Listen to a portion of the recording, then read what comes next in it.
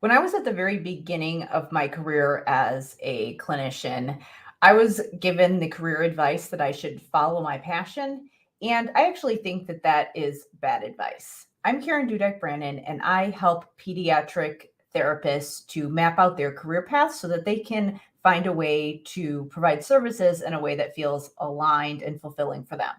And I wanted to go back to the whole idea of following your passion. So here's the thing about that is that sometimes when you're actually in school and you are learning things from a theoretical perspective and the college setting, a lot of times what you think is going to be interesting to you is not actually what's interesting to you in practice. So I'll give you an example from my experience. When I was going through graduate school for speech pathology, I loved all of my medical classes.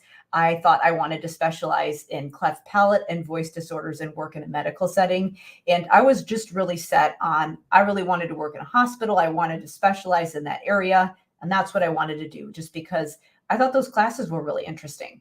But then when I actually started looking for a job, due to my personal life and things like that, I moved to an area where there weren't a lot of positions in medical settings. So I ended up taking a position in the schools, and I thought it was going to be temporary. I thought I'll just take this job, it'll be insurance, it'll be income, and then I'll look for something better. And I ended up staying in that position in the schools, serving in elementary. I ended up doing a number of different things there, elementary through high school. But I stayed in that school setting for 14 years. And I ended up going a completely different direction in my career than I thought.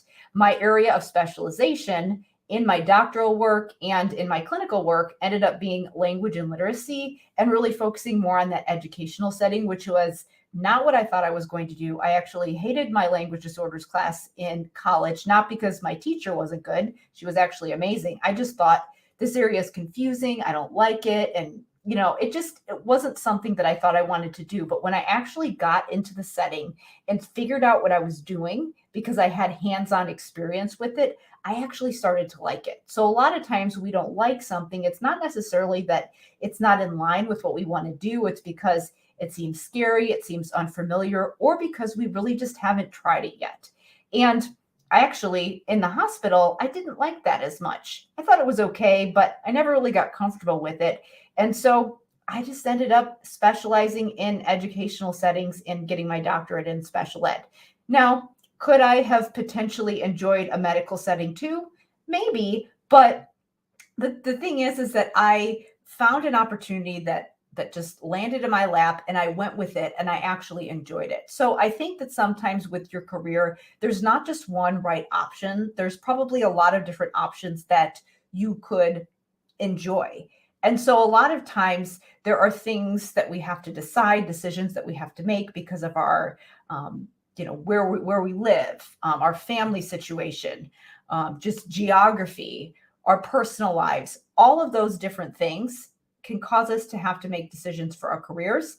But I think we have to approach them with this mindset of openness, that maybe something isn't our dream job, but maybe there might be aspects of it that we would like if we give it a try.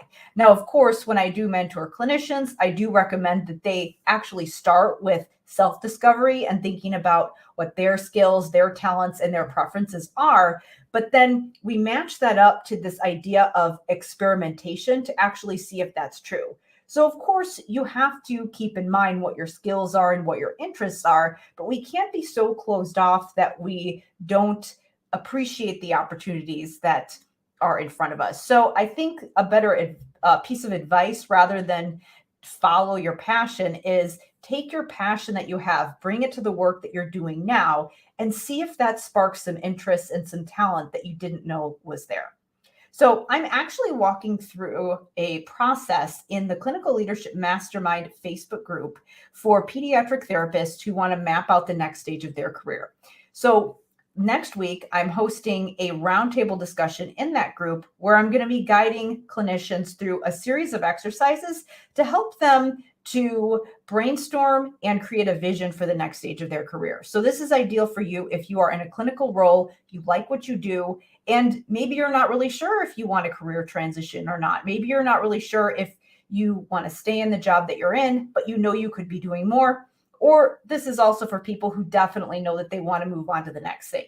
So if you are enjoying your job, but you feel like you could be doing more and making more impact with your services, and you're wondering what else is out there, I invite you to join me in the roundtable discussion that's happening next week, where I'm going to be guiding you through a series of exercises that are going to help you map out the next stage in your career. So to join that roundtable discussion, just go to drkarendudek-brannan.com/leadership roundtable. Again, that's drkarendudek-brannan.com/leadership